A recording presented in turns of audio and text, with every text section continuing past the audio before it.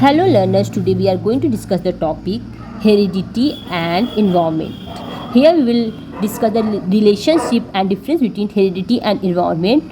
So what is they both are the factors which play a vital role in development. ये दोनों development में important role play करते हैं दोनों factors. सो सबसे पहले हम जान लेते हैं इन्वायरमेंट होता क्या है. तो इन्वायरमेंट होता है the environment is everything that affects the individual except his genes. इसका मतलब इन्वायरमेंट ऐसी होती कोई भी सराउंडिंग, ऐसी भी कोई बच्चे की सराउंडिंग जो उसको इफ़ेक्ट करती है, उसके जैसे उसके आसपास जितने लोग हैं, जितनी चीज़ें हैं उसको इफ़ेक्ट करी, उसके सोचने का तरीका मेंटली फिजिकली उसको इफ़ेक्ट करे तो उसको हम इन्वायरमेंट कहते हैं. सो हेरिडिटी क्या होती है? हेरिडिटी वो होती है जो एक ट्रांसफ़र होती है from one generation to other generation, जो बच्चा खुद में इनहेरिट करके आता है उसे हम हेरिडिटी कहते हैं. सो यहाँ हम जानने चाहेंगे difference between heredity and environment. Heredity क्या होती है? हेरिडिटी हमारी फिक्स स्टैटिक होती है. स्टैटिक मीन्स फिक्स होती है.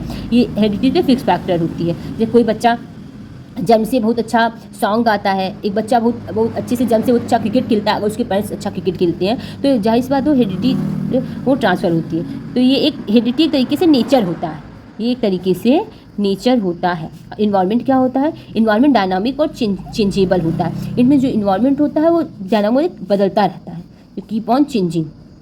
एक बच्चे का इन्वायरमेंट हम चेंज करके हम उसको और बेहतर बना सकते हैं. इन्वायरमेंट एक वाइटल रोल प्ले करता है. ये नर्चर, इसमें हमारा विवाद भी है.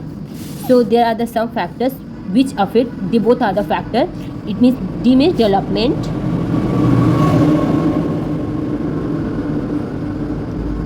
H means heredity, E means environment.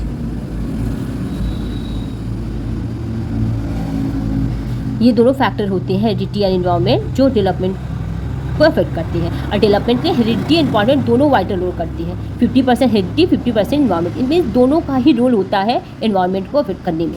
Environment वो सारे एस्पेक्ट्स इंक्लूड करता है जो सराउंडिंग में होते हैं.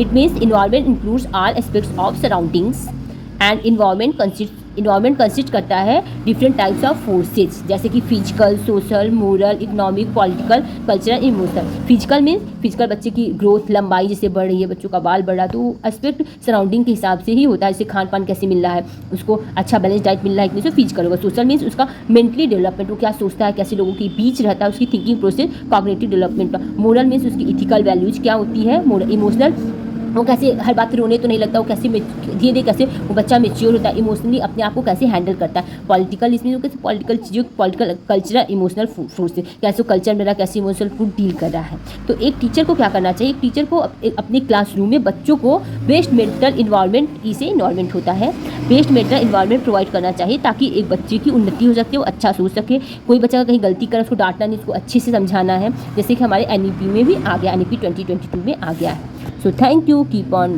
growing and learning.